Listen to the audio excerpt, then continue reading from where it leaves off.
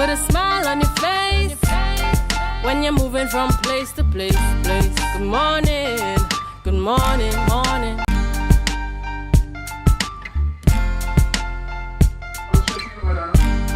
Put a smile on your face when you're moving from place to place. Good morning, good morning, morning.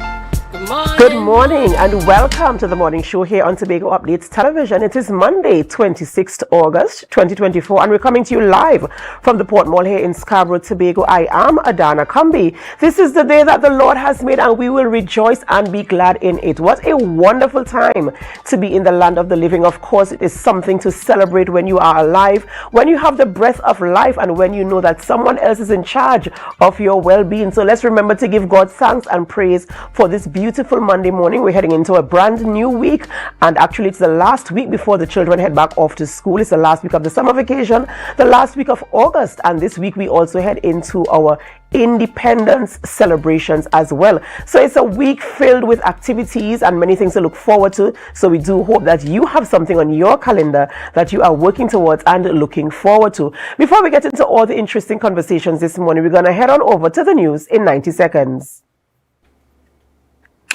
Thank you, Adana. Here is your news in 90 seconds for Monday, August 26, 2024.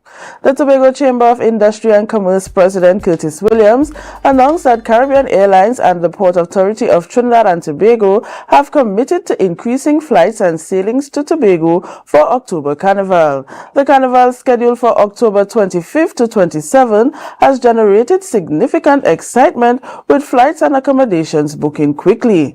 Williams emphasized that the increased arrivals will benefit the local economy, particularly the villa rentals, which are in high demand. Hotels and bed and breakfast are encouraged to offer packages. The Chamber is also advocating for tourists to experience Tobago's culture beyond just the Carnival festivities, with packages that includes visit to the island's rainforests and the forts. Up next, the Ministry of Energy and Energy Industries reported an attempted unauthorized boarding of a support vessel at the Gulfstream wreck site in Silots, Port of Spain. Trinidad and Tobago Coast Guard officers intervened, resulting in an exchange of gunfire, during which one response crew member sustained a non-life-threatening injury. The site remains under protection of the Trinidad and Tobago Coast Guard and Police Service, with safety being a priority. The ministry is coordinating with the Ministry of National Security and other agencies to ensure the site's continued safety and security. And finally, the management of Trinidad and Tobago Inter-Island Transportation Company Limited advises all truckers and port users that the inspection of the MV Cabo Star, which has been out of service since Tuesday, August 20th, due to a minor fire, has been completed. The vessel is currently undergoing repairs and is expected to be completed by Thursday, August 29th. In the meantime, the daily travel schedule will continue with additional sailings from Tuesday, August 27th to assist with the cargo needs during the absence of the MV Cabo Star. Details of the additional sailing will be provided in a subsequent press release today. And that was your news in 90 seconds. Thank you, Biana, for our news there in 90 seconds. Yes, Biana, we're just coming out of the weekend, as I mentioned. It's the last week of August, and we're heading into back to school. So, on the nation's roads, there'll be much more traffic. Yes. The children are looking to go back out to school. But I just want to shout out this morning a young lady from, I believe it's North Regional SDA. Over the weekend, we learned that she was successful in not just her SEA exams, but she also took the CXC exams, the Caribbean Examination Council exam. They're doing the English Lit, I believe it was, and getting a grade 1 That's at really just surprising. 11 years old. Yes. So and it's really encouraging to see that at that age, you could also encourage your friends or, other persons that you may come in contact with, that nothing is too hard or nothing is too impossible to, accomplish. That's right. And when we look at, for instance, I think last week it was that the results came out from Guyana, where the CXC passes are concerned, and you were seeing all outrageous amounts. One student getting 23 grade 1s and grade 2s. So you're trying to figure out how many subjects are these persons doing in one sitting. But of course, we too can do it. And as the interview that the young lady had, she said that once you put your mind mind to it, you can do it. And it is true. It is absolutely true. And so you just want to encourage persons. So whatever it is you think you can do, or you're not certain about, you're apprehensive about, if you really want to do it, put your mind to it and you can do it. Bianna, should that be our theme for this week? You can do it? Yes, I think we can go with that. You can do it. Yes. And of course, on Friday, we're going to come back to see all the things that you have done. Yes. Thank you so much, Bianna, for being with us this morning and sharing the news in 90 seconds. Ladies and gentlemen, it's time for us to celebrate with those who are celebrating. It's time for our birthday shout-outs. Yes, it's our birthday shout-outs here on Tobago Updates. And starting out the birthday shout-out rundown, we have Miss Marian Kent. Marian Kent is celebrating a birthday today. And Marian, we do want to wish you God's blessings. We do hope that as you enter this new chapter in your life, that it is beautifully written. So happy birthday to you. Happy belated birthday goes out to Linus Andrews Gray. Yes, she celebrated, I think it was yesterday.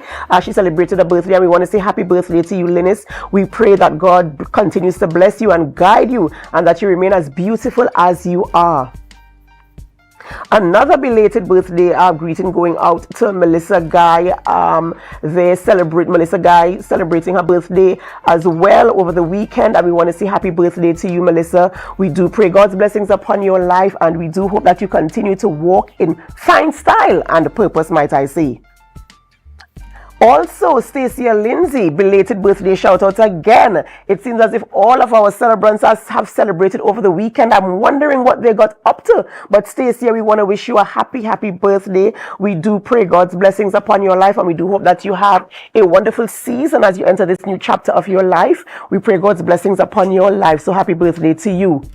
And now we say happy birthday to Kelvon Morris. Kelvon Morris, happy birthday to you. Assemblyman Kelvon Morris, rather.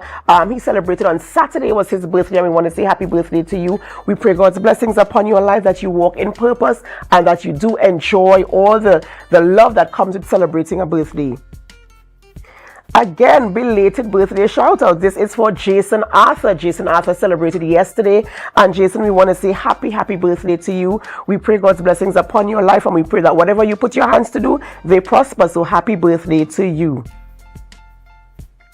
And finally, bringing up the birthday shout outs today. This is the one, the sweet, the cute Akanji Campbell. He celebrates today. Today is his birthday, and he turns 1. Yes, he turns 1 today. So we want to say happy birthday to Akanji today. Akanji, we pray God's blessings upon your life. I know that mommy and daddy are glued to the television right now, possibly with you in hand, showing you your photo here on television as we say happy birthday to you. And we do pray God's blessings upon your life, Akanji. We pray that as you continue to grow, you grow beautifully. And of course, for those of you who are celebrating a birthday and we don't have your photos today, we also celebrate with you and we remind you to put God first. Remind you to give God thanks for life, for no man can give life unto himself except God gives it to him. All right, so it's Monday morning, and you might be wondering what's in my cup. What's in my cup is sponsored by LCJ Delights, and this morning I'm drinking Sorrel Bay Leaf Tea this morning. Yes, sponsored by LCJ Delights. You can check them out for all your teas, porridges, flour to make your pancakes and your waffle mixes for breakfast. You can check them out and get all that is available there with them. All right, who are we speaking with this morning in studio? This morning, of course, we have to speak to a member of the TTPS, that's from the Trinidad and Tobago Police Services, as they bring their crime update. We speak this morning with Senior Superintendent Rodil Kirk this morning, and then we head on over to speak with Mr. Wendell Eversley. He is the Vice President of the TASA Association of Trinidad and Tobago, and we're talking about the discussion that was in the social space where people speak about the inclusion of the steel pan on the coat of arms and not the TASA drum. So we're going to get his opinion where that is concerned, and we also speak about the governance in Trinidad and Tobago. So you want to stay tuned for that conversation as they unfold this morning here on the morning show on Tobago Updates Television. We do hope that you could stay with us throughout the entire program, and I want to say a special good morning to those of you who are viewing, whether you're viewing right here in Tobago, in Trinidad, the Caribbean region, the United States of America, Canada, United Kingdom, the continent of Africa and Australia. Good morning to you wherever you are, and thank you so much for choosing us and making us the number one morning show here in Trinidad and Tobago. We have to go for a short break before we begin conversations in studio, and as we go, we invite you to help us share the live, share Share the live. Share the live. We'll be right back.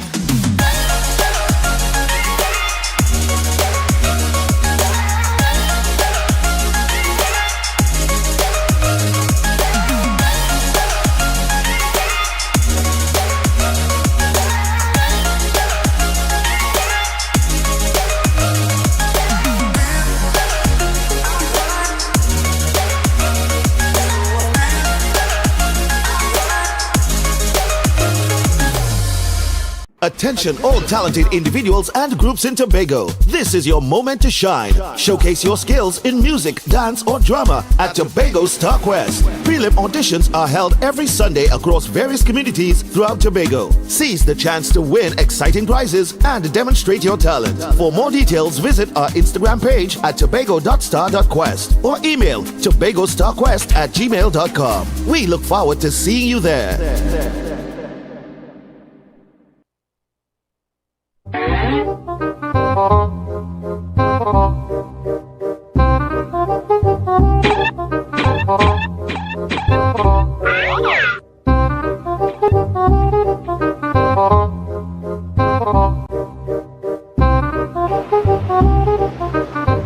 Stop.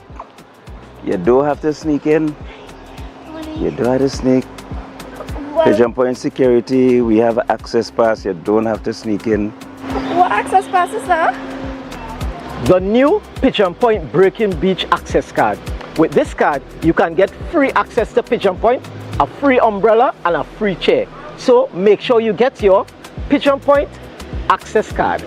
I can get that? Definitely. This is your access card, so you can now go into Pigeon Point. Okay.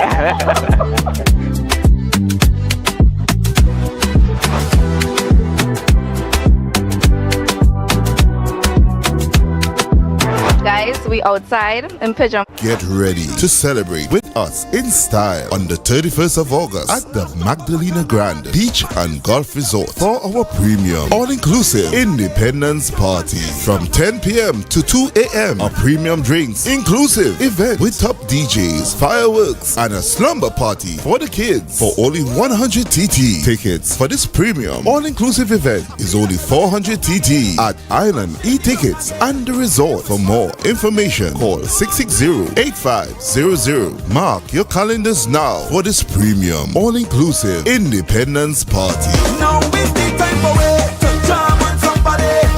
Hand up in the air, madness everywhere. It is with me.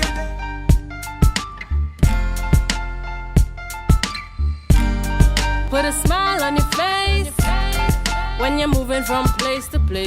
Good morning. Good morning, morning. Good morning. Welcome back to the morning show on Tobago Updates Television, and thank you so much for staying with us.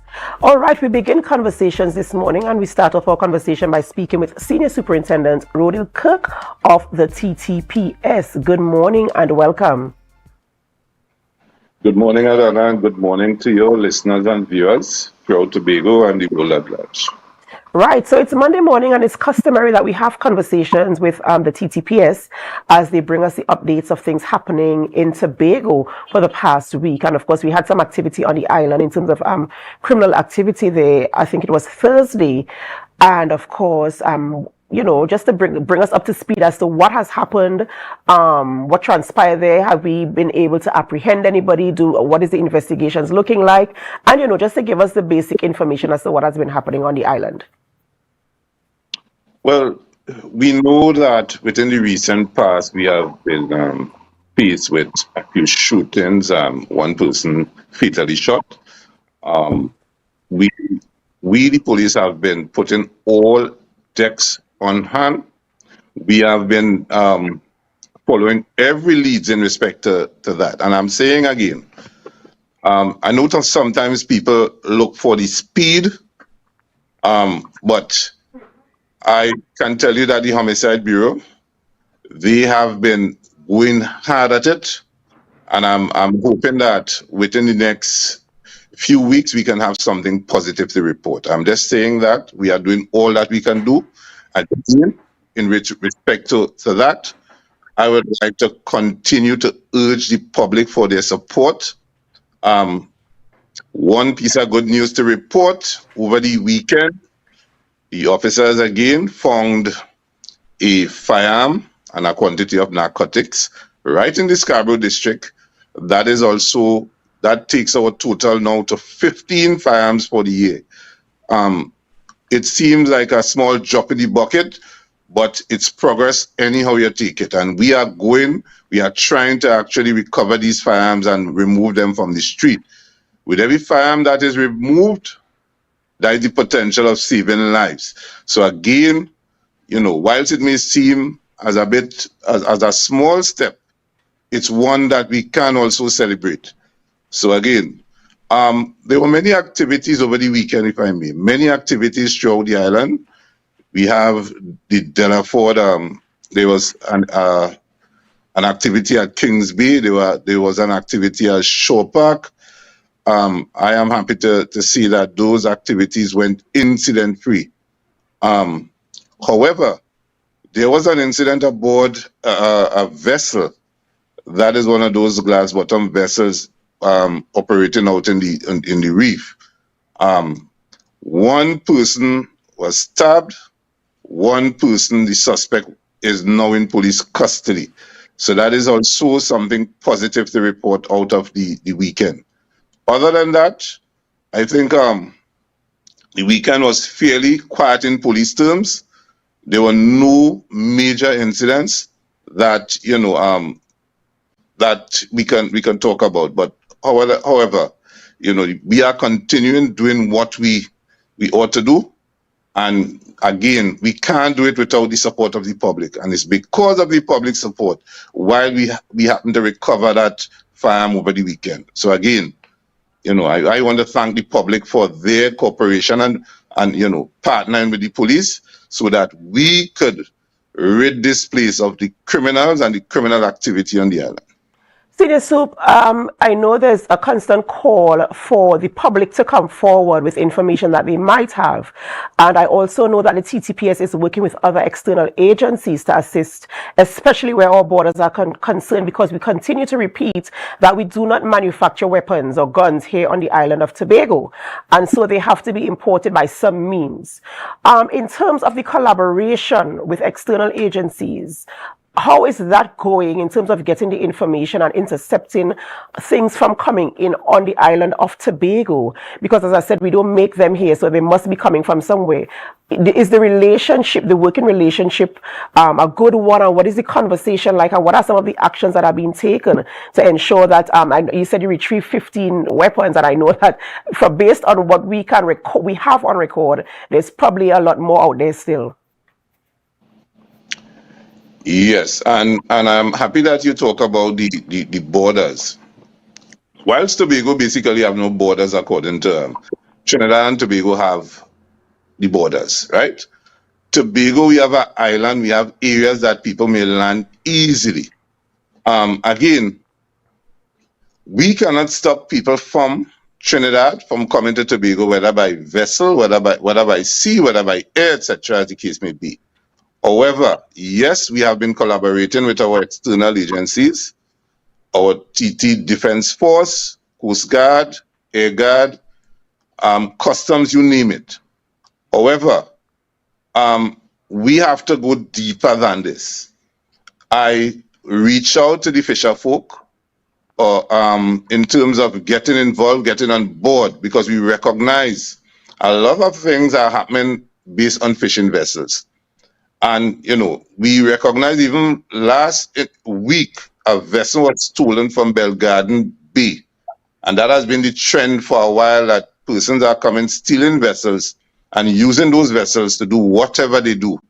Again, we urge our fisher folk to be a bit vigilant, try to secure as far as possible your items, try to put measures in place where you can trace them as well, because it's so easy for them to just walk in and take up a vessel and move about.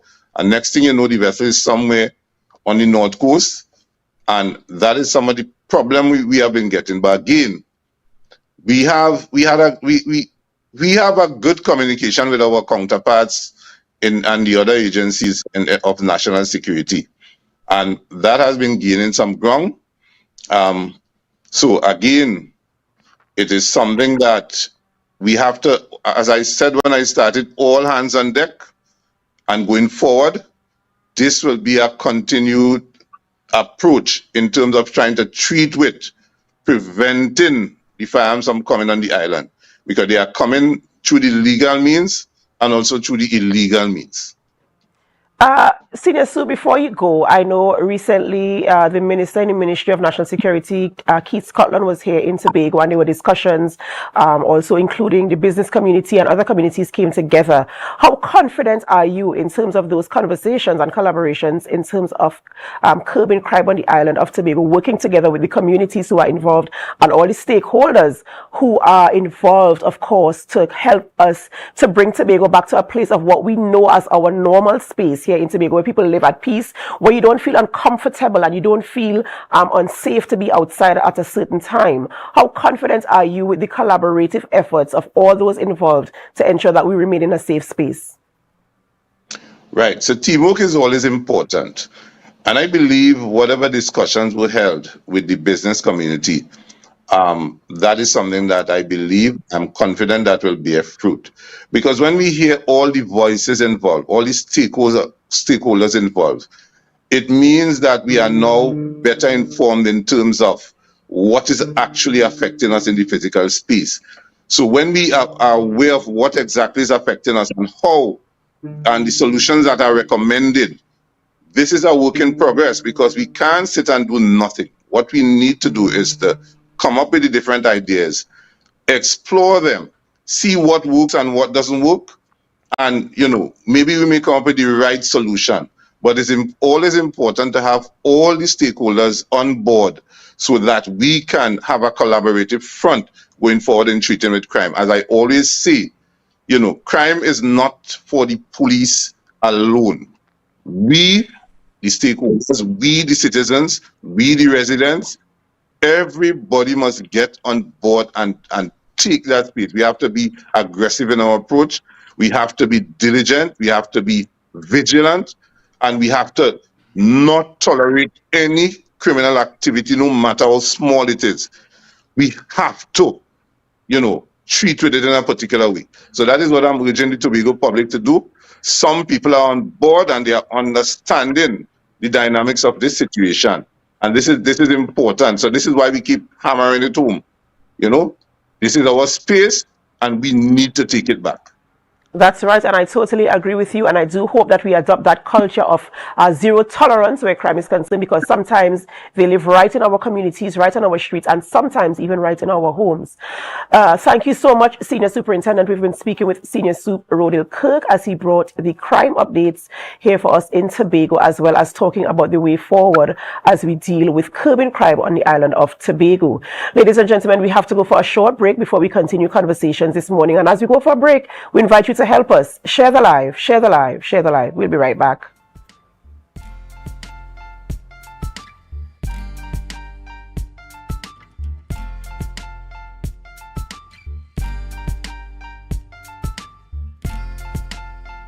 I'm so relieved Javel gave me this money. Now I could enjoy the holidays with my family and not have to worry about monies for bags, books and shoes. Javel? Who is Javel? She could give me some money too?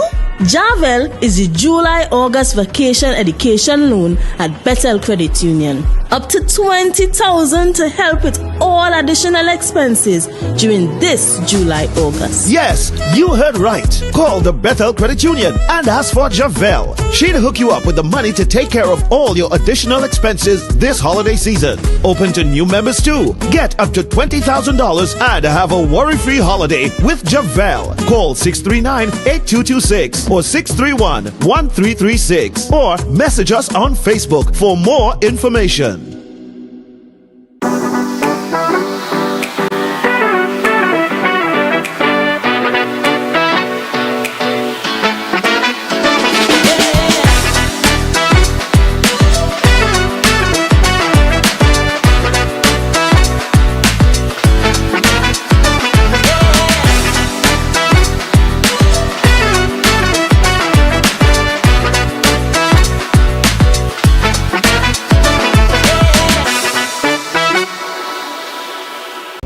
different type of thing down there. And we party till we drop down there. With a lot of pretty girls down there. Down in Tobago. So guys, there are some new developments in housing in Tobago. So it's goat racing time. This is 116, the show that keeps you in the know with all things Tobago House of Assembly. Each week, 116 delivers a fun and engaging overview of the latest developments, achievements, activities, and events of our dynamic assembly. So join me. Let's dive into the Tobago House of Assembly's week in review right here on 116.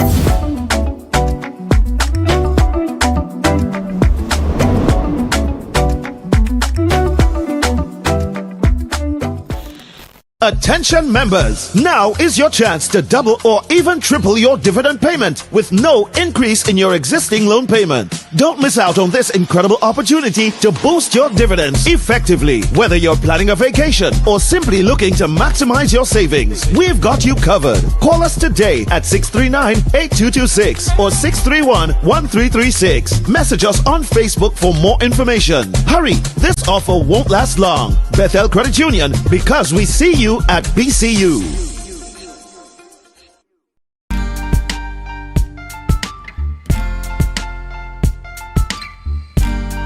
Put a smile on your face when you're moving from place to place. Good morning, good morning, morning, good morning, morning.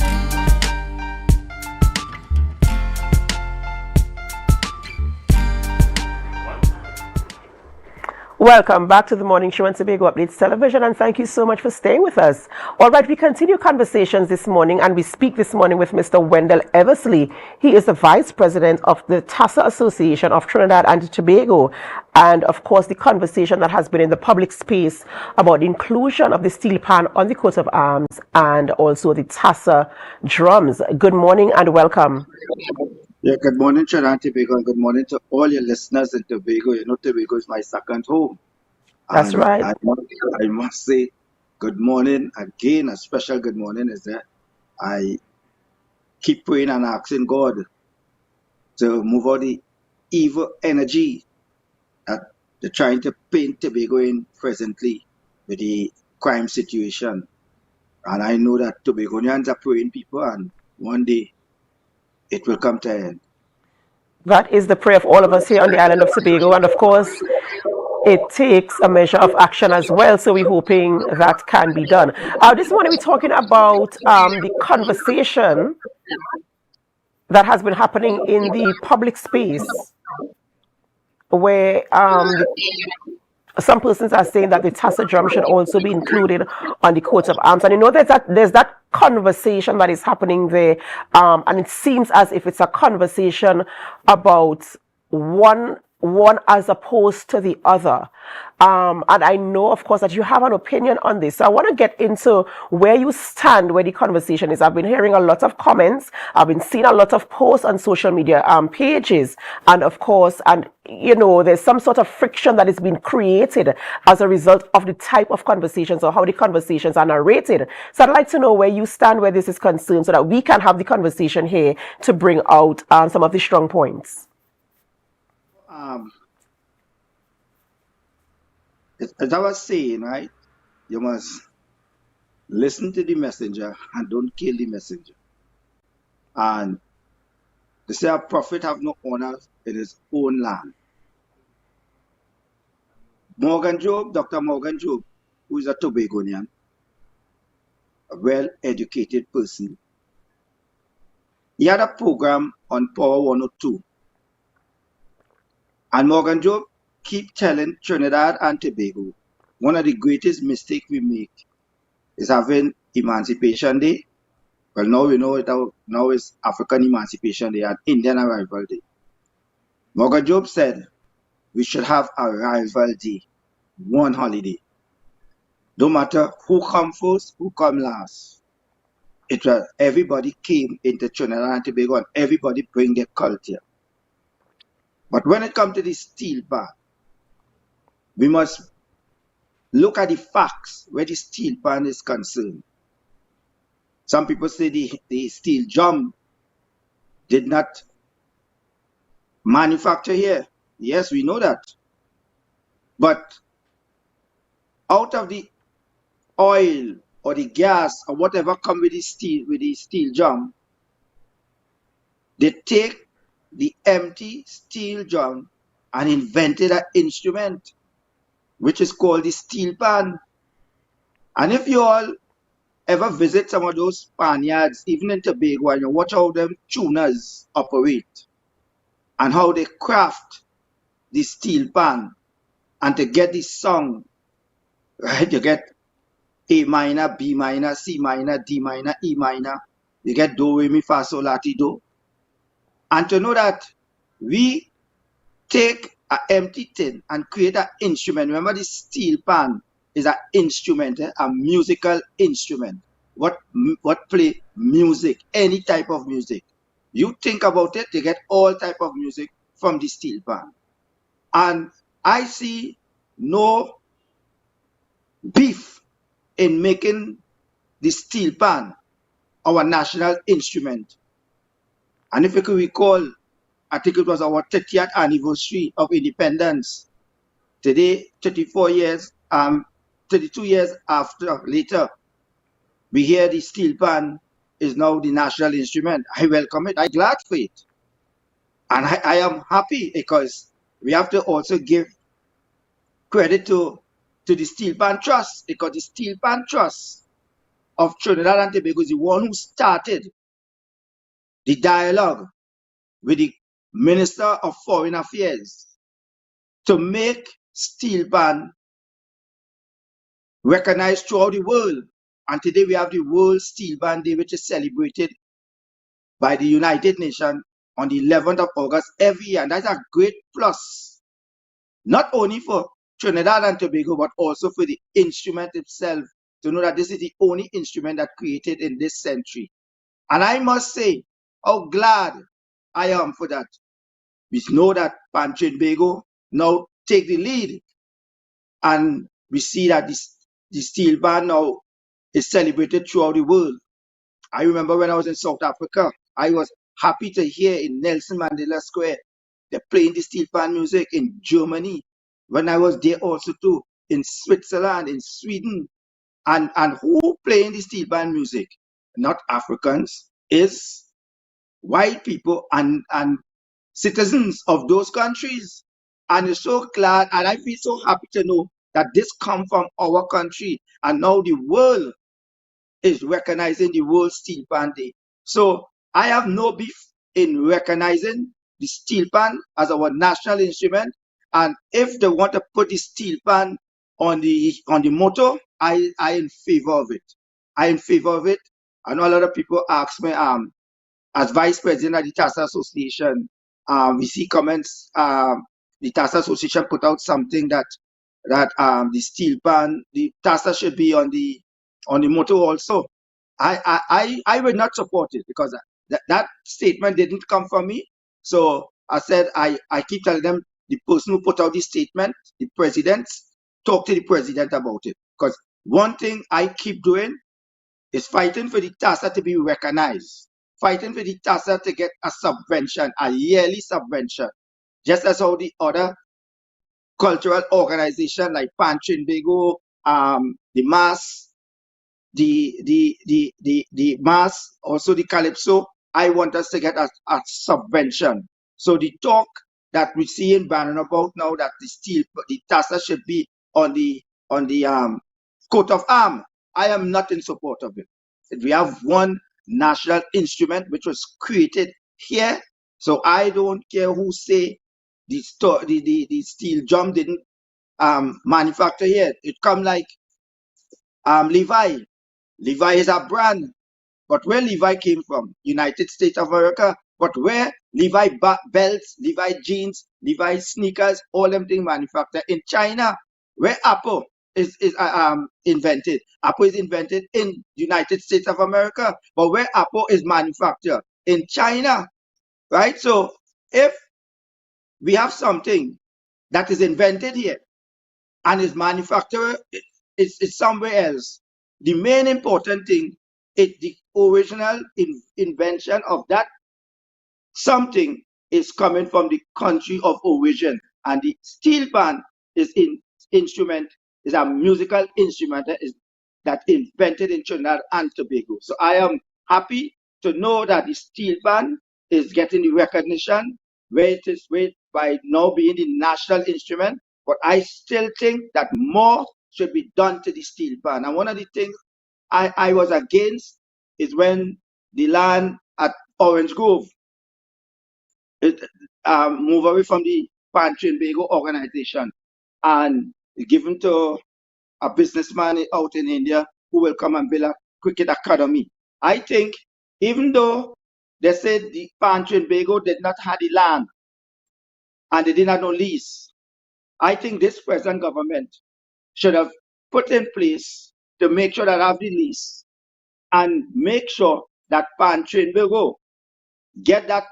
I think it's about 30 acres of land out in Orange Grove because it is prime land, prime location, and the amount of things that could take place there at Orange Grove is left for the pan movement to ask the government to rethink their position and moving away the land which was given to them. Although they say it had no deed.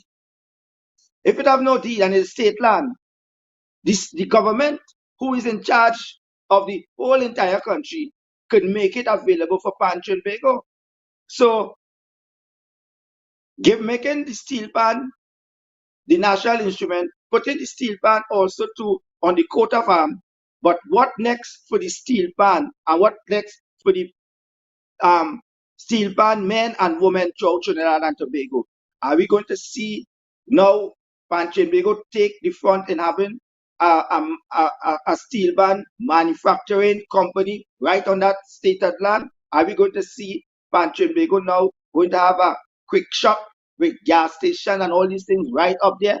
Are we going to see now Pan Tobago provide a massive stores chain, a massive big supermarket where pan men and pan women and them could go and get employment and create? Are we going to see now pan music teach in schools throughout Trinidad and Tobago where it will be part of our curriculum and hire teachers to teach not only at secondary school level but primary school level? So I am not going to go into the back and forth concerning the TASA and the steel pan. My focus right now is for TASA to get a subvention, a yearly subvention. I wrote the Prime Minister about it. They replied to me and they said they're looking at it. So that is my concentration right now as Vice President of the TASA Association. All right, Mr. Eversley, we also look forward to see where the steel pan will progress from here. I know I spoke with the president of Pan Tobago, and she, of course, is very excited, very elated, and, of course, has a lot of ideas. And if you know anything about her, she's a very progressive thinking person. So we're looking to see the movement of the steel pan as it represents Trinidad and Tobago on international platforms, not just the fact that it is now the national instrument, which is something to be proud of, and will also be placed on our national emblem, but of course to see the progression and the advancement of the steel pan here in Trinidad and Tobago and the wider world at large. So we look forward to those things as well, and we thank you so much for your contribution to this conversation this morning, bringing a little history there about the steel pan, the creation, the invention of the steel pan, and you know the journey that the steel pan took to where it is for today. So we really truly appreciate that. We have to go for a short break before we come back with conversations this morning. And as you go for a break, viewers, we invite you to stay with us. And as you stay with us, we invite you to help us share the live, share the live, share the live. We'll be right back.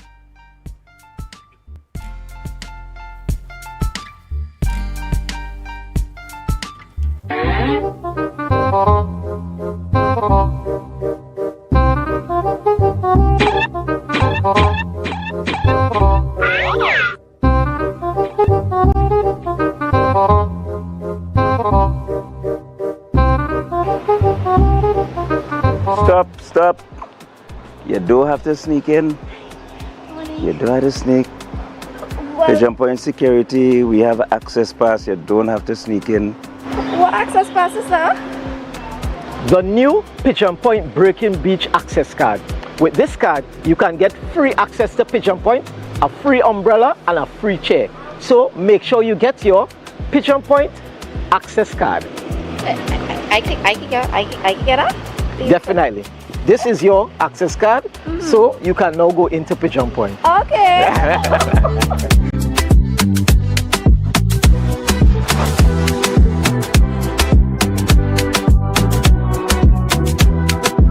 Guys, we outside in Pigeon Point, sun and sand, and we enjoying it with we access cards. All social media links to Youth Voice and Pigeon Point would be tagged, and stay tuned for it.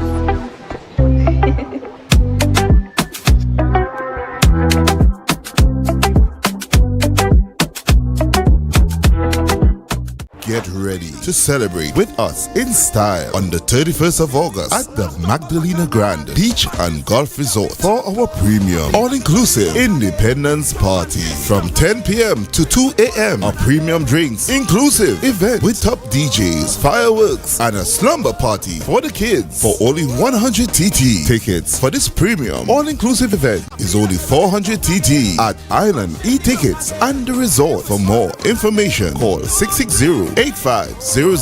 Mark your calendars now for this premium all-inclusive Independence Party. Now is the time for it to jam on somebody. Hand up in the air, madness everywhere. It didn't with DNA.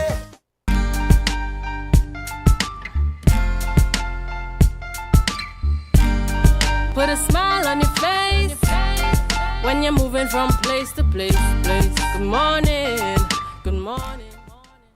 Welcome back to the Morning Show on Tobago Updates Television. I am Adana Kambi. It's now about 7:47 a.m. So if you're getting to work for 8 a.m., you have just about 13 minutes to get there. Remember to drive safely on our nation's roads, as we want you to get to work safe, and we want the pedestrians and other road users to be safe as well. We continue conversations this morning, and we continue speaking with Mr. Wendell Eversley. He's the Vice President of the TASA Association of Trinidad and Tobago. And right now we're going to shift the conversation a little bit to the governance of Trinidad and Tobago. Welcome back, Mr. Eversley. Yes. If we talk about the governance of Trinidad and Tobago, what in terms of the constitutional reform that was presented to the Prime Minister? All right. I know there are so many things that we can talk about in terms of governance, because governance is such a wide topic, you know. And if we're speaking about constitutional reform, then let's go ahead speaking about that. Let's hear your position on what was presented. Because if we have to go back to the Hugh Wooden constitution reform, which was started by the then late Eric Williams, who put Hugh Wooden as the chairman to go length and breadth throughout the country where constitutional reform is concerned. And if you compare the constitutional reform that we see presently today, every time we have constitutional reform in this country and it presented the report, we notice that the government of the day, I will say, throw it in the dustbin. Same thing with the Hugh Wooden constitutional reform. If you all remember, when that report was presented, the late Eric Williams, may his soul rest in peace, said that it would be that dagger in the heart of the PNM. And Eric Williams did use a statement, and he said that the only way it could be the PNM is everybody have to join together. And we all know that the PNM is an institution. When you look at the constitutional reform was presented by Patrick Manning, where he wanted an executive president, we know what become of that. When you look at parties that had a majority to have constitutional reform, they did not take it up and give us the constitutional reform changes that we need. Because PNM had it in 71 with the No Vote campaign, they had the whole 36 seats. The NAR had it in 1986, 33-3. Kamla Pusa-Bisesa had it in 2010 with 29 seats. And none of them never really take constitutional reform seriously. We see And today. this now is my question. Sorry to cut you across. This is my question now because we've been having conversations of constitutional reform for many, many, many, many years. It's nothing new in our local space here in Trinidad and Tobago. And has there ever been any implementation of any part of a constitutional reform that has been presented to any government in Trinidad and Tobago? Matter of fact, you see the executive power one man have, which is the Prime Minister. Okay, then for instance, the current Prime Minister said he would only serve 2 terms, right? Now, the report which was handed in, it talk about 2 terms limit for the Prime Minister. It talk about fixed date for election. It talk about the right to recall. It talk about proportional representation. It talk about full-time MPs. And when you look and seeing today MPs being ministers and being member of parliament and don't have time for the constituency. Don't have time for the constituency.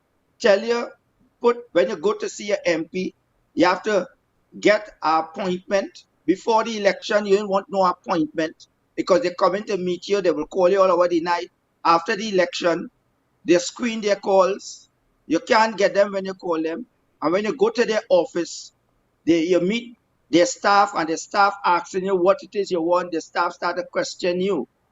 But when they was offering themselves up for election, they wasn't questioning the constituents. And I think it's time we, the people, should say we want constitutional reform. No party should tell us that they're giving us constitutional reform because you can't put a committee in place to go length and breadth throughout the country to gather information and for that committee now to make recommendation. And when the recommendations is made, you're rejecting X, you're rejecting Y, you're rejecting Z. Yes, I cannot stop you from rejecting if your party don't want it, if this party don't want it. But what about the people? So the constitution reform today we are seeing is not really about the people. It's now we seeing paying committees to go length and breadth. We see it in the under the partnership. We had a constitutional reform committee went length and breadth, even whole sittings in Tobago. And when the time for the report to be presented to the government under Kamala Kosabi says that they went to bring a runoff bill. And the runoff bill was to kill third parties. And that was not in the report because Justice Venter, who was the chairman, and Mulhotch tell the people of Trinidad and Tobago that runoff bill was never in the report. Same thing as we see today with the coat of arms. They said that that was never mentioned or they never recommended. But nevertheless, we must clamor for meaningful constitutional reform. And if we don't do that, we will always be in this situation. Mr. Eversley. Where we will have one man selecting the president. We can vote for a president, one man selecting the cabinet. We cannot have an input in our cabinet. Our cabinet cannot come and talk for the MPs could question the cabinet. Members of parliament toward party line rather than coming to the people and ask what the people want to do changes in laws and legislation put forth. Nobody will do that. But Mr. Eversley, we're talking about, of course, as we mentioned, a committee was set up. They went into different communities, gathering information and presenting it back to the government. And we're saying now that elements of the reform were rejected. What kind of action? Because if we sit year after year, I've been hearing this conversation ever since I was a little child coming up, and we're still in the position where we do not have constitutional reform implemented. What type of action, in your opinion, must be taken for the type of constitutional reform that we want to see here, the people that is of Trinidad and Tobago, we want to see in the constitution for reformation? Because we have these committees, we go in, we engage the public, we engage the people for whom the reform is supposed to, of course, impact, and we don't see the changes. What type of action do you think needs to be taken for the reform to happen? I answer that question. I want to draw your attention to local government in Trinidad. Do you know local government councillors right, have been treated with scant courtesy. Do you know that local government councillors, in order for them to get something done, they say they have a council, yes, but what power the council have? They still have to lobby the minister. Are we seeing local government reform? We should have local government reform. We should have TTPS reform. We should have justice, the judiciary reform. We should have the constitutional reform in the office of the Director of Public Prosecution. We should have meaningful, right, constitutional reform for Tobago. But in order for this to happen, we the people must make a stand and get those that we employ, because those people are our employees, you know. They're working for us. We are their employer. We are the employer. And if we want to get meaningful constitutional reform, are we going to stand up as a people and say, this is what we want? Because we cannot spend thousands of dollars hiring people to go length and breadth throughout the country to talk about constitutional reform, to say this is what the people want. And then when they bring it, somebody say, we're not going with this, we're not going with that, we're not going. If you don't like it, listen to what the other people say and let the majority decide. Why we can't have referendum to the right to recall a member of parliament? If a member of parliament is working for you, why you don't have a right to recall that member of parliament? A right to recall a councillor? That's why you see today in Trinidad, we don't get qualified people as councillors. Because when you look and you see people today as councillors in our country called Trinidad, I don't know how Tobago operate because you all have assemblymen. But some of the councillors here, they don't even understand their job. Them feel their job is just going there and going to the council and say, this drain dirty, that drain a rat, that drain a cockroach. And it's more than that. It's more than that, because that's why we see councillors today, representatives today for local government, is more of a partisan affairs and not really representative for country. It's time we get representative who will see Trinidad and Tobago first. Don't matter you represent a party, but when you get elected, you're for all the people. And is that what we're lacking in this country? We have too much partisan and too much culture in your party rather than your country. And I saying it, we the people, it's time for we to stand up. It's time for we to let them know this is what we want. You can't tell us what we want for constitutional reform, because it's have people who don't support PNM, don't support UNC. And so who representing them? Who represented them? Nobody representing them. So while you're having constitutional reform and you want to have proportional representation, so if you don't vote PNM, you don't vote PNM, UNC, then where you stand? Where you stand? It's so clearly there's something definitely wrong with the way how we do governance in this country called Trinidad and Tobago. Absolutely. Hoping that the conversation continues and that the measures are put in place as per the request of the people of Trinidad and Tobago in the best possible way for all of us to benefit from the reform of the Constitution. Ladies and gentlemen, thank you so much. Thank you, Mr. Eversley, for joining us this morning and for bringing your opinions on those two very important topics. Ladies and gentlemen, this is where we have to end the morning show on Tobago Updates Television, and we're so happy that you stayed with us even until the very end. But I tell you, this is not where we end our programming.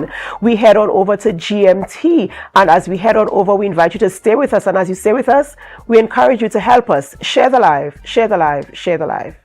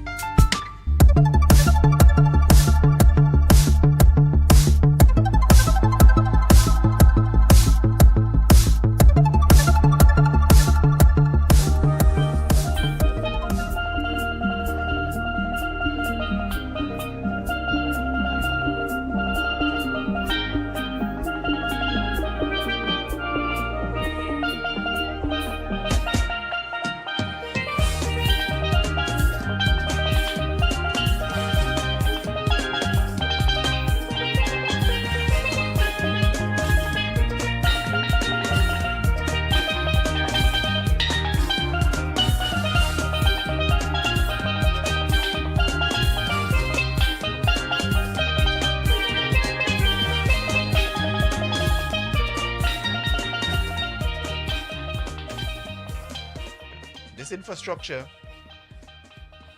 is being developed because we have another dream. We have a dream when Cove Industrial Estate will in fact be an industrial estate, and there will be the need to transport containers in and out of Cove. We build this dream because we see an increase in tourist arrivals at the new terminal, and we want to move them as quickly as possible out of Crown Point into the rest of the beauty that is Tobago. And as you traverse along that road, on the interior, you will meet a roundabout that will be named after Dr. Jefferson Davidson. Dr. Davidson took over the helm from Mr. A.N.R. Robinson when he departed our shores in '86 to become Prime Minister of the country. He was also the first presiding officer of the modern Tobago House of Assembly. And then as you come to this direction, and Secretary James mentioned it, this roundabout here at Shervan will be named after James Bigat. What he did not tell you about James Bigat is that James Bigat is actually responsible for the education of hundreds, thousands of Tobagonians. The road we are standing on today will be appropriately named the Pamela Nicholson Avenue.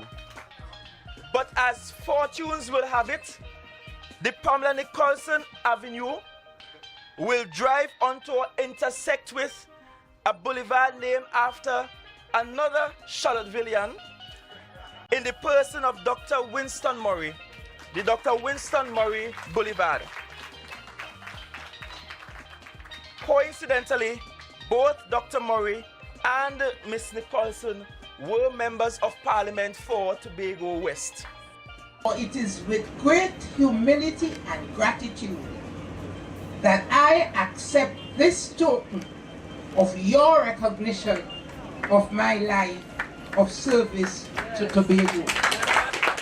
May we as a people continue to grow from strength to strength, always being blessed with visionary and selfless leadership as we position and promote Tobago as the gem of the Caribbean, cognizant of our positive contribution to the rest of the world.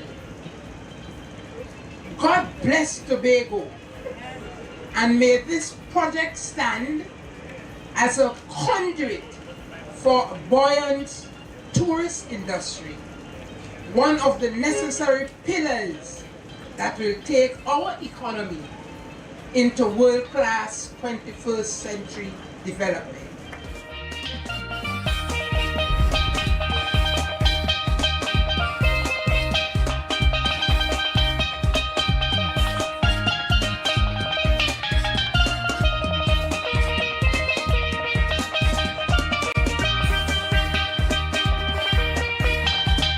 That was a production of the Department of Information, Office of the Chief Secretary, Tobago House of Assembly.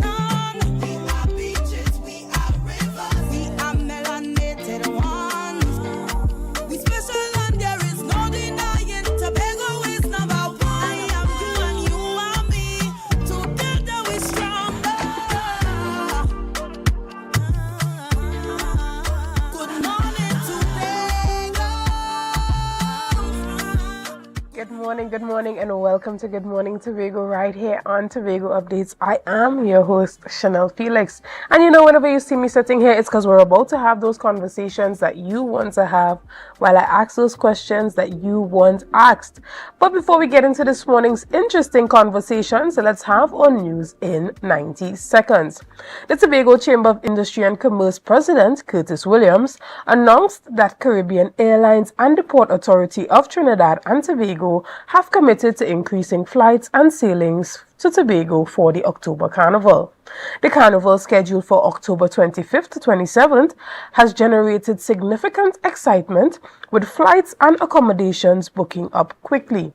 Williams emphasized that the increased arrivals will benefit the local economy, particularly the villa rentals, which are high in demand. The Chamber is also advocating for tourists to experience Tobago's culture beyond just the carnival festivities, with packages that include visits to the island's rainforests and forts. Additionally, the Ministry of Energy and Energy Industries reported an attempted unauthorized boarding of the support vessel at the Gulfstream wreck site in Sealots, Port of Spain. Trinidad and Tobago Coast Guard officers intervened, resulting in an exchange of gunfire, during which one response crew member sustained a non-life-threatening injury. The site remains under the protection of the Trinidad and Tobago Coast Guard and Police Service, with safety being a priority. The minister is coordinating with the Ministry of National Security and other agencies to ensure the site's continued safety and security.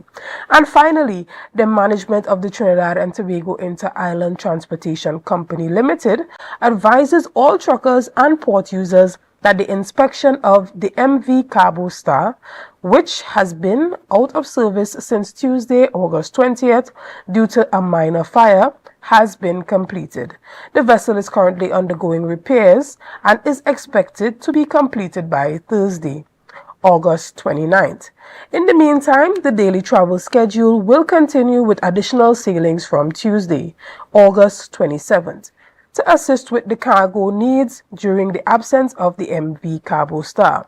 Details of the additional sailings will be provided in a subsequent press release, and that was on news in 90 seconds.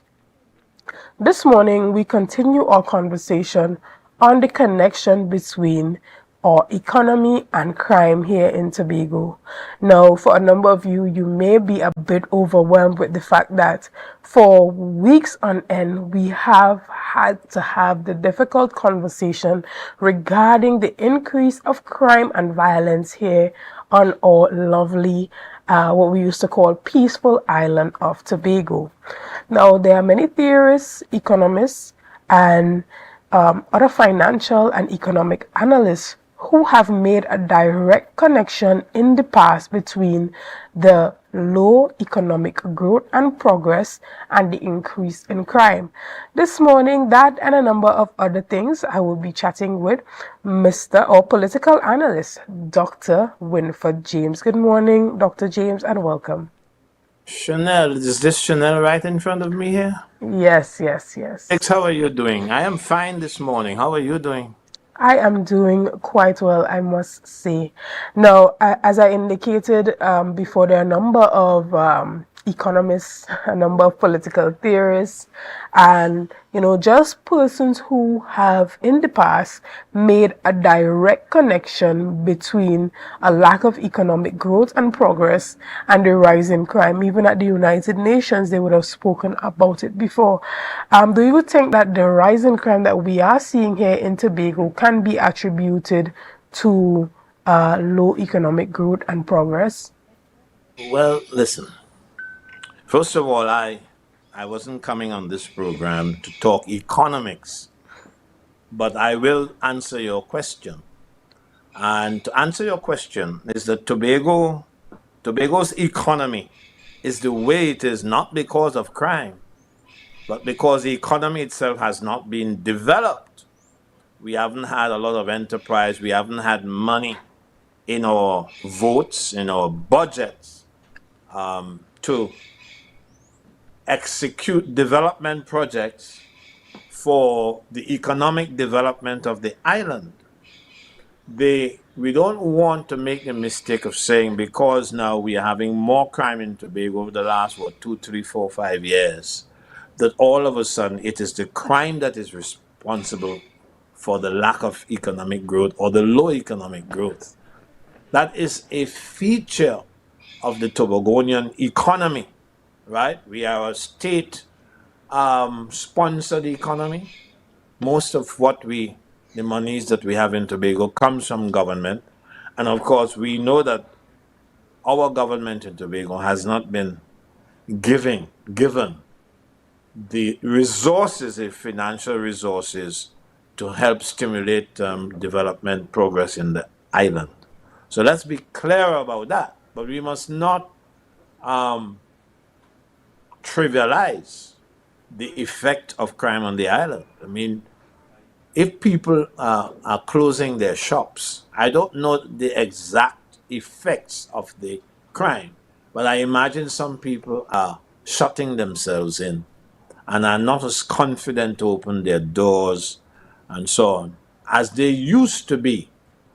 But I don't know that the research has been done to find out, well, what is the effect of these 18, 19 murders that we have had so far? What is the effect of the multiple murders we had recently in Black Rock? I don't know that that research has been done, but I imagine it has had some effect on the freedom with which people open their doors for business. Is that okay? Yes, no problem. But this morning we are also chatting a bit about that change that we heard the Prime Minister announced not too long ago while he was at that PNM special convention.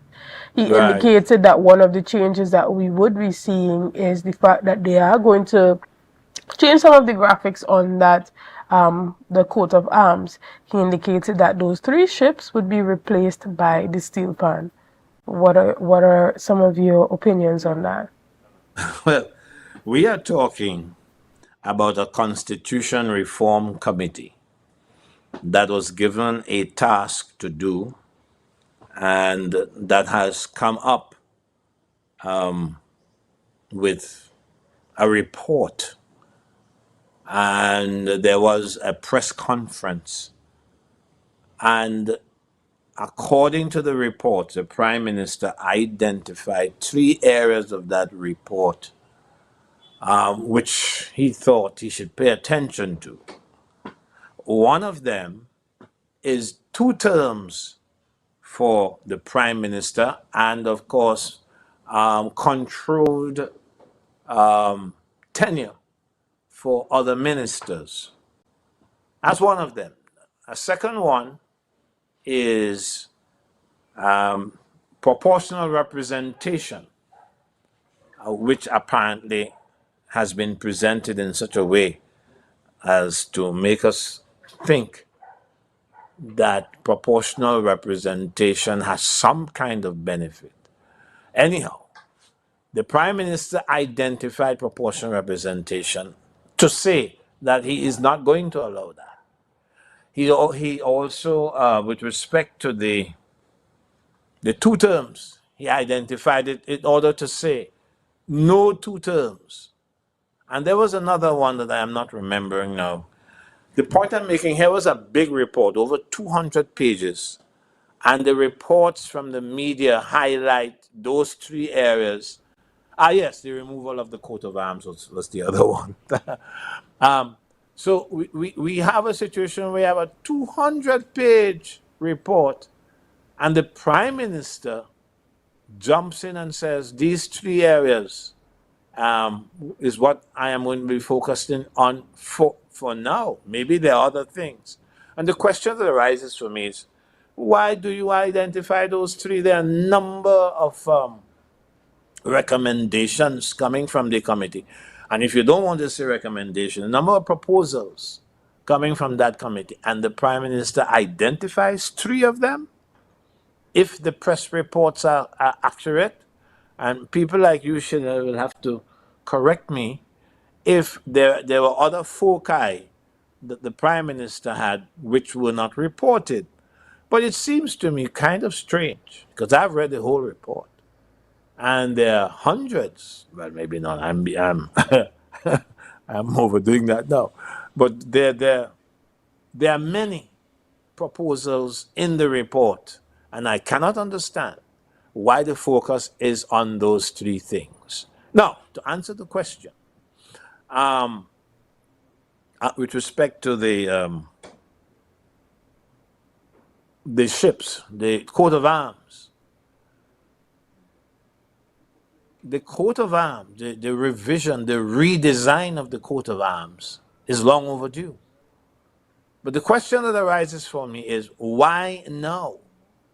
The Prime Minister is in his 10th year now, or almost his 10th. He certainly has almost finished his 9th. Why now are you focused on the coat of arms? And we want to find out, I want to find out, how much would it cost to redesign the coat of arms? And is the Prime Minister concerned about the cost of it in relation to poverty in the country? Is that a pressing matter? And if it is a pressing matter, he must show us how it is a pressing matter. You follow what I'm trying to say here, Ms. Felix? Definitely, because when we look at even changing the coat of arms, it comes with a number of implications. It means that all those monograms and all those logos for the ministries, as well as even the Trinidad and Tobago currency, may need to change again as a result of this change. And we have seen in the past that the currency has been changed, the design of the dollar has been changed several times over the past 10 years. So, but those are only procedural matters. These things will have to be done, right, to make sure now that the transition to the pan in lieu of the three ships, that transition occurs as smoothly and as painlessly and as professionally as possible. That will happen. You remember when we had to change some of the monies the paper monies that we have been using? That took a little while. We had to use up the current monies or the old monies, if you wish, until we were given a timeline by which to use up the money or give it into the central bank, and then we could begin using the new monies.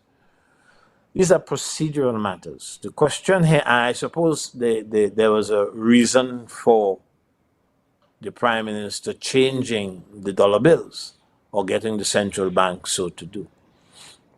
But we are talking here of something that relates to our independence. We are talking about something that relates to how we brand ourselves, although we have not been using the current coat of arms to brand ourselves, but how we identify internationally through the coat of arms. This has to do with national pride and things of that kind. My question is, why this timing? Why time it for now? Now, next year we are going to have elections, right? We are going to have parliamentary elections next year. We are going to have House of Assembly elections next year. Is there a connection between the elections that are coming and the focus on the change of arms, which is a matter of national pride? But Dr. James, do you think that the Trinidad and Tobago population of voters are concerned or even moved by the fact that the Prime Minister made a change to the coat of arms? Do you think that would be it, that in the grand scheme of things, even if there were a connection there, that the voters would care about something like that? Of course, once you politicize it, when you go up and down the country and you put the idea before people's mind, they will give it thought. But if you're asking whether, in terms of priorities, the coat of arms, the change, the redesign of the coat of arms is something that people consider seriously, the answer is no. People don't consider that. People are more concerned about bread and butter issues, yeah? And they can't see how you can spend all that money. And I say all that money because we don't know how much money is going to be involved. But we certainly do know that it's going to cost a lot. And people are going to judge the government by its focus on this coat of arms business that relates to colonialism and post-colonialism and national pride. They're going to judge the Prime Minister on his timing, on his prioritization of the design of the coat of arms. They're going to judge him, how he went about giving priority to this matter when there were other matters that were more serious and more immediately important to the well-being of the country. When you talk to people, that's what they tell you, by the way. These are not my original ideas. People tell you, what is the importance of that hair? Does that put food on my table? Does that help me, feed my children? That is those who live below the poverty line and so on. There are some people, of course, who will not bother with that, also because or either they understand that if you're going to build a country, there are other things to talk about. But I want to say this, Chanel, as an important consideration. Here is a committee that has presented its report to the Prime Minister, right? Here they are in a press conference. And the Prime Minister, he may have done it before, but certainly he takes a decision for dissemination in the press conference. And that position that he has taken is to call for or to state that he is going to change the design of the coat of arms. He's going to resist. He's certainly against the proportional representation idea that I referred to before, and the limits for the Prime Minister in office. The question is, who else were involved in this matter? Who took that decision? Was that a democratic decision? I know the cabinet is given the power by 75(1) of the Constitution to be in charge of generally what happens in the country, how the country develops, what laws and so on. I understand that. But what I'm asking you to consider, Chanel, is whether, for example, the House of Assembly was involved in that decision making, or we were just recipients of the Prime Minister's authoritarianism. You understand the point? Totally understood. But we are going to take a break right here, and then we'll be back right after this. See you soon as we continue this conversation.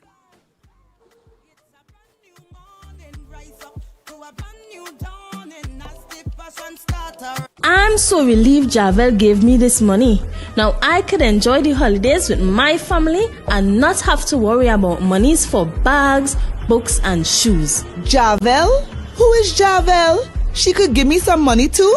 Javel is the July-August vacation education loan at Bethel Credit Union. Up to $20,000 to help with all additional expenses during this July-August. Yes, you heard right. Call the Bethel Credit Union and ask for Javel. She'll hook you up with the money to take care of all your additional expenses this holiday season. Open to new members too. Get up to $20,000 and have a worry-free holiday with Javel. Call 639-8226 or 631-1336 or message us on Facebook for more information.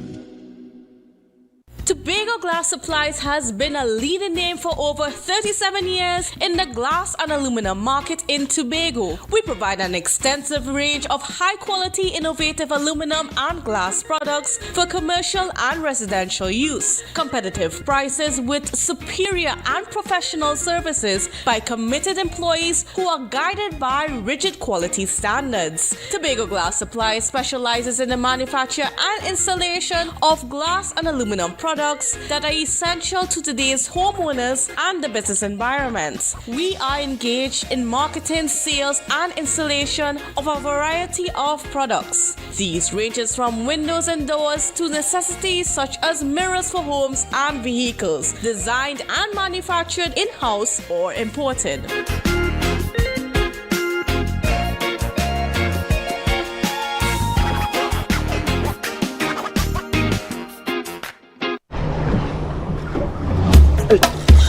Go in. You have to stop it. You have to stop it. Welcome to my kitchen, guys. You have to stop it every night.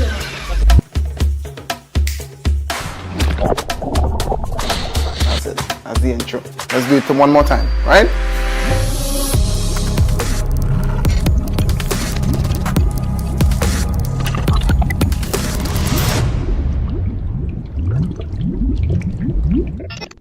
It's a different type of thing down there. Man, we party till we drop down there. With a lot of pretty girls down there. Down in Tobago.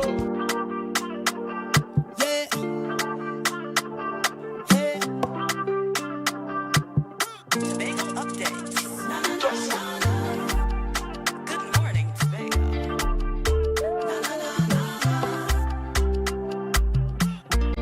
Let's go. It's a brand new morning. Rise up to a brand new dawning. As the passion start to rise.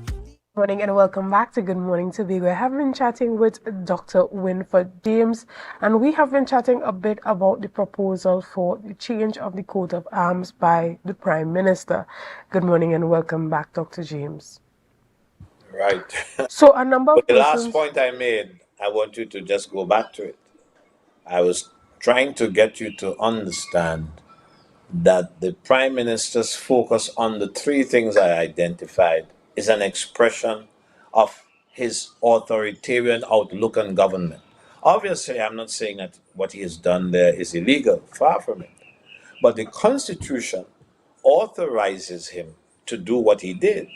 But those of us who want more democracy will decry that method that he continues to use. So he tells us, look, I will get the coat of arms redesigned. I will not permit the idea of two terms for the Prime Minister. I will not do this and I will not. But he's focused on those three things.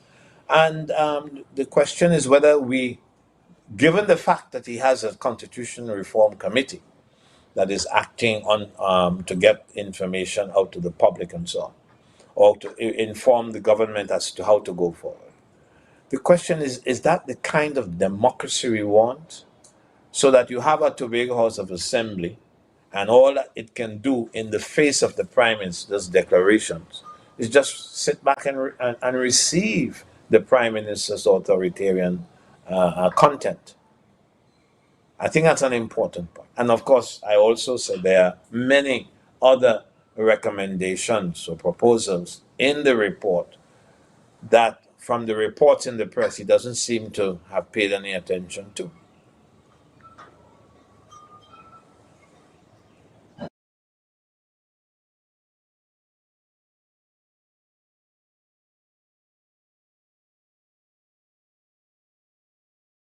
Many persons are saying that they believe that the recommendation should have come directly from the committee members of that Constitutional Reform Committee instead of the Prime Minister making that revelation or disclosing such recommendation on his political platform. How do you feel about that?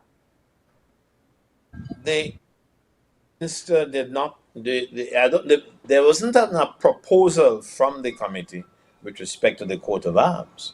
What the report seems to have said or seems to be saying is that when the committee went abroad, went across the country, they received that idea from some people. So that the committee was merely reporting what it received from various quarters.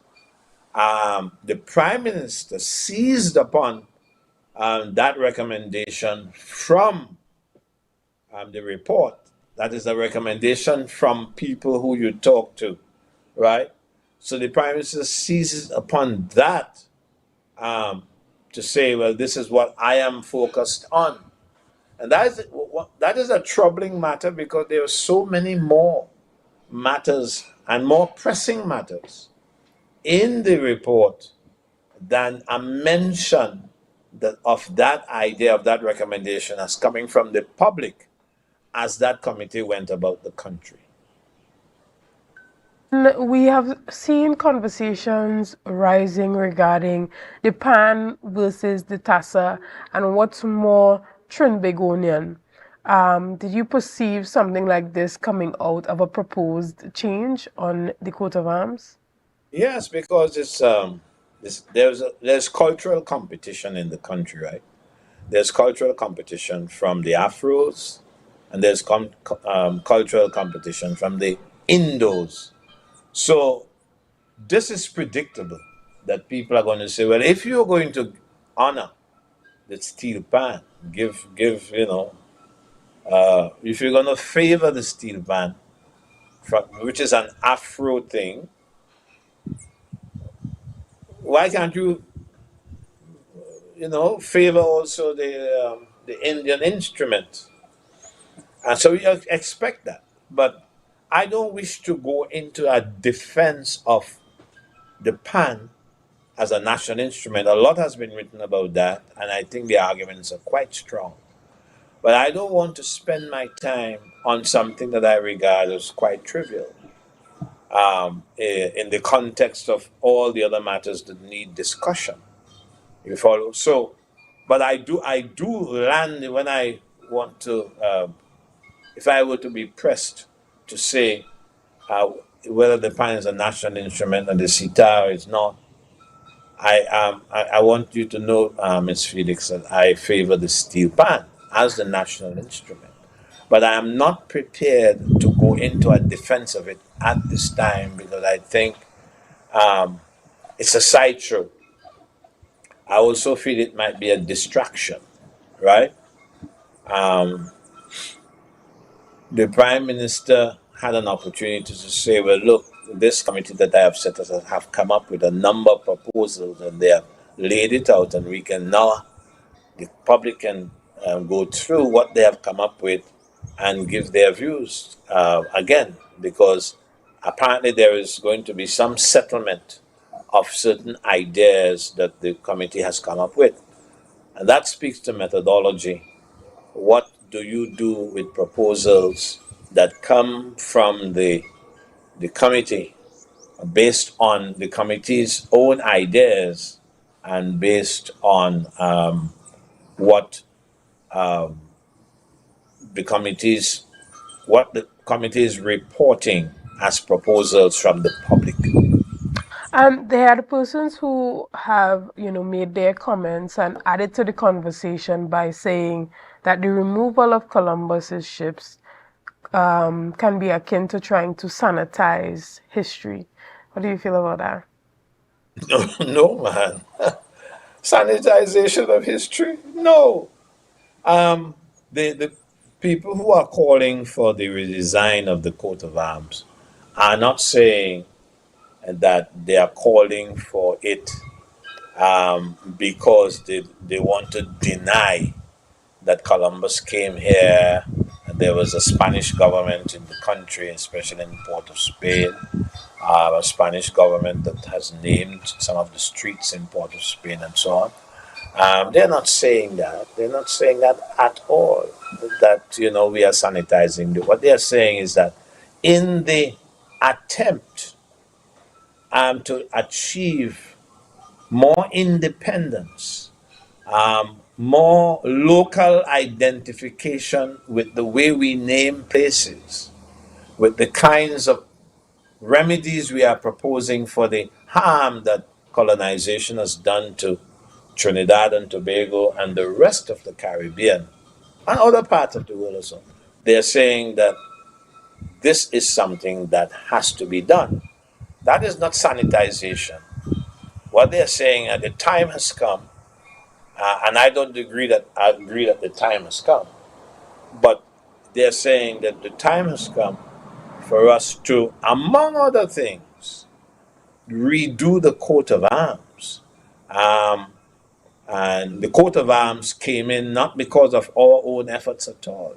Other people came up with the coat of arms. And if we are going to be um, um, robustly engaged in the formation of our national personality and so on, then that's one of the things that we have to do.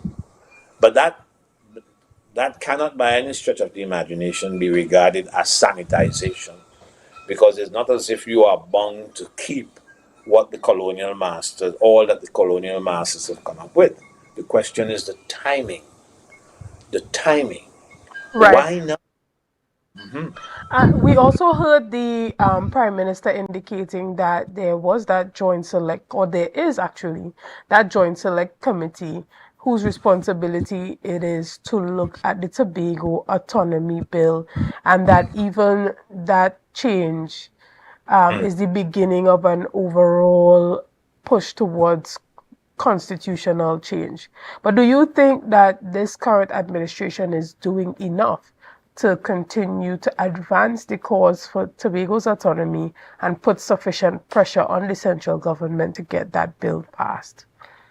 Well, remember the central government came two bills, the self-government constitutional amendment bill 2021, also the Tobago Island government bill. There are two bills. They put that before the population in the House of Assembly elections, and the PNM government was rejected. So we have to ask ourselves, what's the importance of the Tobagonian electorate rejection of the Prime Minister's promotion of those bills? This is a political matter. If you come before the population, as is in Tobago, you first of all you get the number of seats extended by 3. You go up to 50, and you have a party that is not favored by the government. You have that party winning 14 of the 15 seats, and if it is true, as it must be true, that the government campaigned on the two bills that they put before the Tobagonian electorate, then there must be some consequences. And those consequences have not been itemized enough to the satisfaction of the Tobagonian electorate. And what is more is that the Constitution Commission, the Constitution Review Committee, went back to those bills, right, and examined some of the ideas in them, maybe all the ideas, but they have relied on what the content of those bills, and of course they're cherry picked the ideas that they would like to present to the government and of course to the population.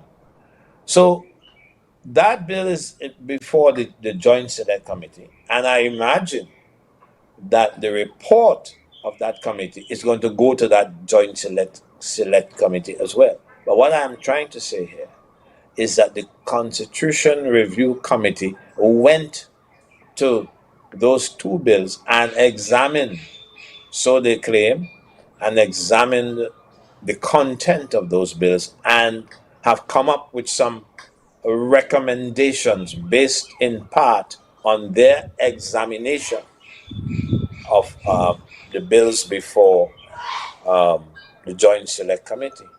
So the question is, I don't know right now what is the attitude in the government with respect to further joint select committee examination of ideas, because ideas are going to come. Remember too that one of the outcomes of the press conference, and of course it's in the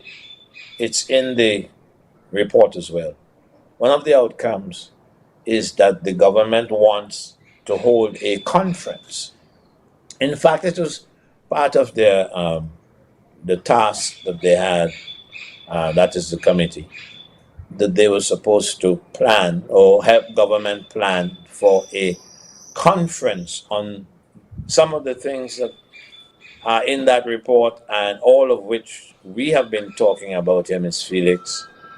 So that is coming up, and in fact, it's overdue, it's late, and it might be coming up in November if things are ready. But there is a conference that is coming up, and the continuing input of the JSC will be part, I imagine, of the agenda of the government when that conference comes along. All but right. I want to ask, our viewers to make sure that they add their comments and add their perspectives here on in the conversation. Let us know if you think that the change in the coat of arms from Columbus's ships to the steel pan, do you think that it would have any serious implications? Do you support it? And do you think that it is the right move?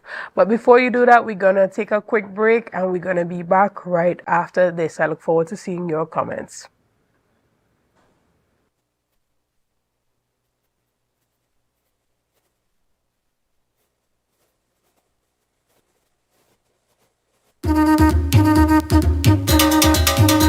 Oh yeah!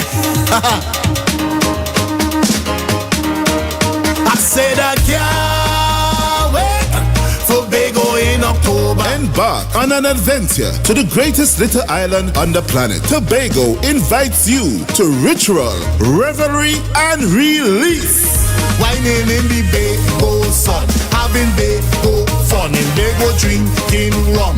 We go jump up and carry on. From October 25th to the 27th, 2024, experience the energetic vibe, the vibrant colors, and the unforgettable spirit of the Tobago Carnival. Down here in Tobago. In Tobago. Whether you're chipping down the road or marveling at the beauty and creativity of our artisans, Tobago Carnival is an adventure. I said I wait and I wait and I wait and I wait for Carnival to come. So I call all my friends, making my plans for the Tobago Carnival fun. Join us for ritual, revelry, and release. Tobago Carnival 2024, where every moment is memorable. I said I can't wait for Tobago in October.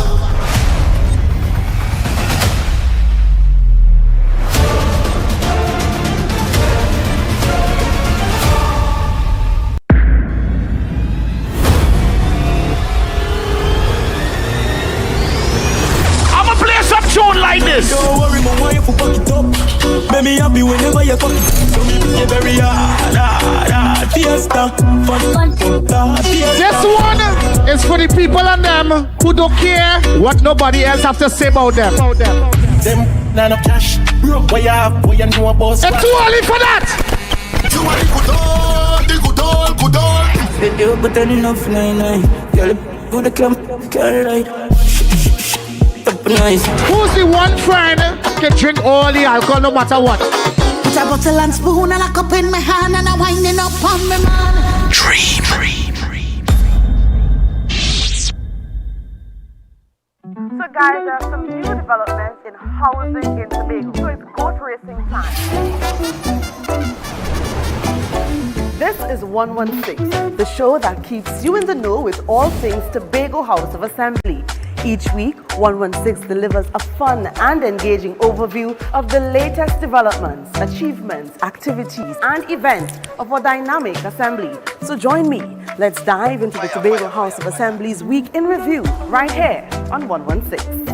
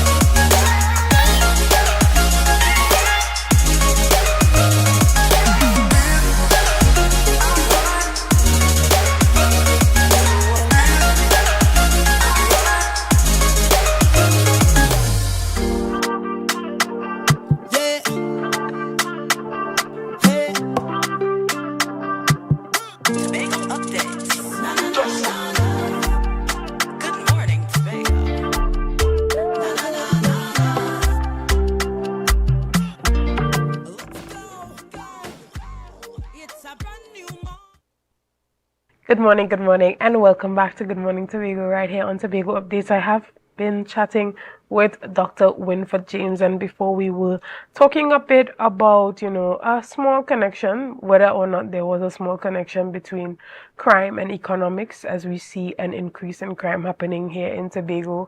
And we also discussed extensively the implications of that change in the coat of arms that was proposed by the Constitutional Reform Committee, or included in that report, and then, publicly discussed by the Prime Minister. But as we wrap up this morning's discussion, Dr. James, I want to talk to you a bit about where Tobago is in relation to raising alternative forms of capital. I know that you were a part of that venture capital board. Where are we with that? Well, I'm not so sure about the question. Are you asking what about the contribution of venture capital or the venture capital company to business development in Tobago? To raising any sort of capital to assist with economic development here in Tobago. Now, we know that the main source of funding for Tobago, as you would have indicated previously, is from the central government. And one of the things that we have been trying to do is, get capital from other sources to help with some of the economic growth and progress on the island. How has the Venture Capital Fund helped to contribute to that economic development in Tobago? Where are we with that? First of all, I am no longer there. Okay. But when I was there, the company depended on a subvention from the government, that is to say, the House of Assembly. So the company asked the House of Assembly for help, financial subvention, as I said, to use in part for the formation of new venture capital companies, because it's partner financing that is taking place, or that was partially the intent of those who framed the legislation relating to venture capital. So when I was there, we had to deal with applicants who had fallen into debt trouble and who were seeking to have assistance to take them out of the problems that they had. And by the time that I left, that had not yet happened. So while it is true that venture capital relies on, partially of course, assistance from other businesses that see that that's a way to advance the entrepreneurship goals of people in the population, that had not yet happened because of the great focus on a number of businesses, a number of proposals, a number of companies had fallen into distress. And so there was an attempt to help them overcome the problems that they were faced with. You do know, Chanel, that the House of Assembly is very interested in a development bank. And that idea, of course, came in the budget for the new period. It is there. And the question is that the House of Assembly is thinking of providing guarantees to those people who are looking for financing. And the House of Assembly is saying, look, we are going to guarantee that this is the case. This is what we want to see happening. But I don't know that the idea of having the Tobago Development Company, business development company, I don't know that has reached the point where it's now formal policy, except of course policy as it appears in the budget. What I'm saying here is that the thing has not been formalized to the extent that there are applications for funds, which will then be guaranteed by the Tobago House of Assembly. But when it comes to venture capital, isn't that supposed to be funded by independent private sector institutions who want to make an investment into businesses in Trinidad, well, in Tobago particularly? So Well, how does the model work when we have the THA? It's a matter of your model. There are different kinds of models across the world, right? The model that we inherited is a model where the state was becoming partners with entrepreneurs and of providing technical expertise to entrepreneurs who wanted to put down a business in Tobago. So I am not aware of many people who have come in to say, look, we are going to partner with venture capital to get your business going, and we are going to guarantee your monies once you invest with us. We're going to guarantee that you'll be repaid if you do wish to opt out. Now, I don't know that that has happened just yet in any widespread kind of way. Right. And how do we treat with the fact that there are still a number of entrepreneurs and businesses in Tobago that are not aware of the type of service that is provided by the venture capital? Well, I don't know that they ought to know. I think venture has been about for some time. But to go back to the meat of the question, how do you treat with people who want to do business but don't have the capital to do so, right? Is that the question? They want to put down business, but they don't have enough capital to do so, so they are appealing to the state for help. Is that what you're asking, Chanel? No, I was indicating the fact that although the company exists, there's still a number of businesses here on the island that don't know that this is an avenue for them to receive funding. But it means that we have to, in the company, we have to advertise. We have to make our business known to the community. Right, so, and that's how that goes. We have to advertise and market the what we want to do, what we are set up to do, and what we can do, and how entrepreneurs can get involved in that process and be helped if they think that what they encounter is sufficient for them to put their business down. Sometimes you find people are asking for sums that the venture capital company does not have. Simply doesn't have it because there is not enough equity in the company's business to distribute in a way that would satisfy the applicants for help. So it's not an easy thing. And are there any plans in the future to maybe diversify the model to allow possibly members of the diaspora or other international investors to begin to invest money into that fund to allow for a wider array of businesses to receive the type of startup capital that they need? That's a great question, and that's a great idea. I don't know that these things have materialized, but they certainly exist at the level of ideas in the company's portfolio, right? So those ideas are there, but the materialization of the ideas, I don't think has occurred. But remember, as I said to you, I'm no longer there. Okay. You'll have to find out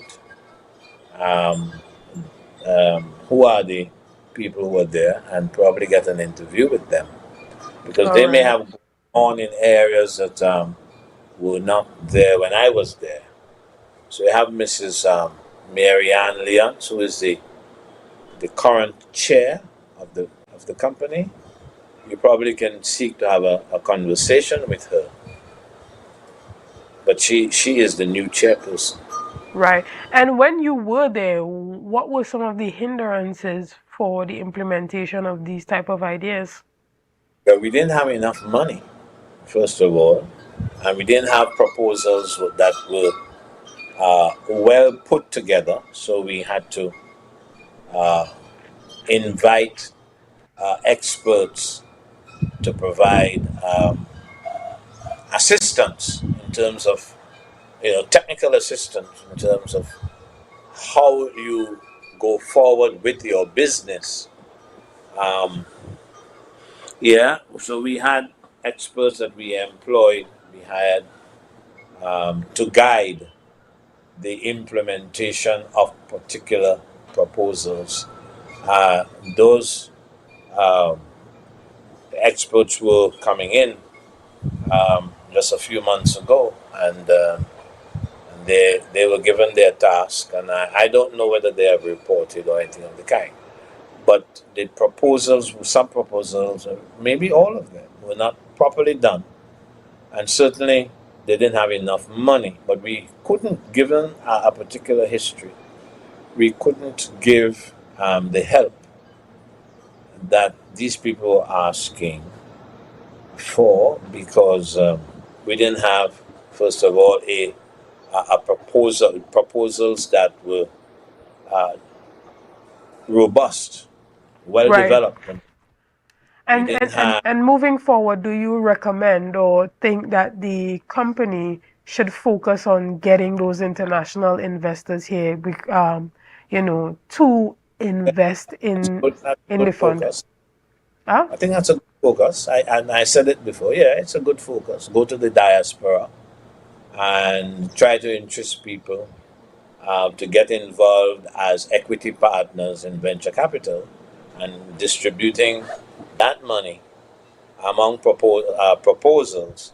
Once the proposals were taken care of, they were done properly, restructuring proposals to make sure that there was comfort in those who were coming in to help. All right, excellent. And even as we wrap up this morning's discussion, is there anything that you want to leave us with this morning as we head off? Yeah, as the what? I said as we head off, as we close off the conversation. Yeah. Yes, Chanel, I want to re-emphasize the point that we must move from a focus on sideshows, political sideshows, to really deep focus on the things that we need to have more democracy in the island and in the country as a whole. And I said it to you before, that there are deeper ideas in the proposals of the committee that have not been discussed by the public. I can give you several of them, and I'll give you only one. The role of the president. There are proposals to renovate the office of the presidency, meaning to say the role of the presidency in our constitution. Yeah? And matters like that have not been discussed. And while I agree that coat of arms is important, I do not understand why it is coming now. I do not see the importance of it at this point of our history. I do not see the importance of this thing in the context of elections coming next year, and so on and so on and so on. Right? There are many things, for example, like the definition of the two islands. Right now, there's a proposal coming from the report that talks about an 11-mile radius from the low baselines and so on outwards. Currently it is 6 nautical miles. Now, what has reared its head in the report is 11 miles, and there's no discussion of matters that are serious like that. Because you see, when we settle these matters, we then understand that there is more sea in our two islands. There's more sea than there is land. and that if you go northwestwards of the country, that will be northwestwards of Tobago, you'll find Tobago having more maritime resources than is the case now, because Tobago is not seen as as part of the, well, it's not seen as being separable from the country at this point in time. Right. And all of that is part of it. How do you define Trinidad? Do you define Tobago? And what are the consequences for how Tobago is funded in the budget? Matters like that are far more serious than the removal, than the redesign, as I like to say, than the redesign of the coat of arms. That's a sideshow, and I'm not denying that it is necessary to do so.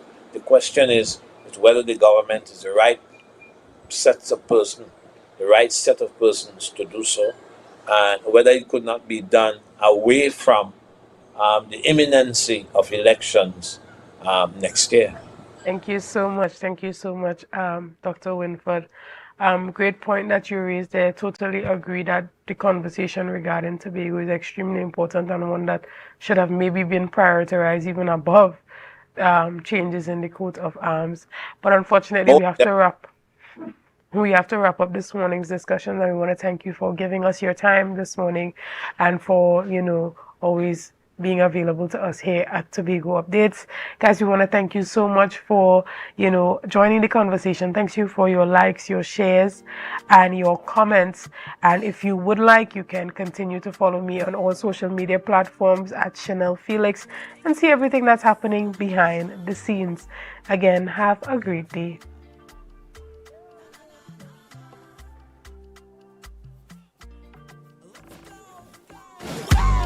It's a brand new morning, rise up to a brand new dawning. As the passion start to rise, the energy fill the skies. I say thanks for favor to wake up and hear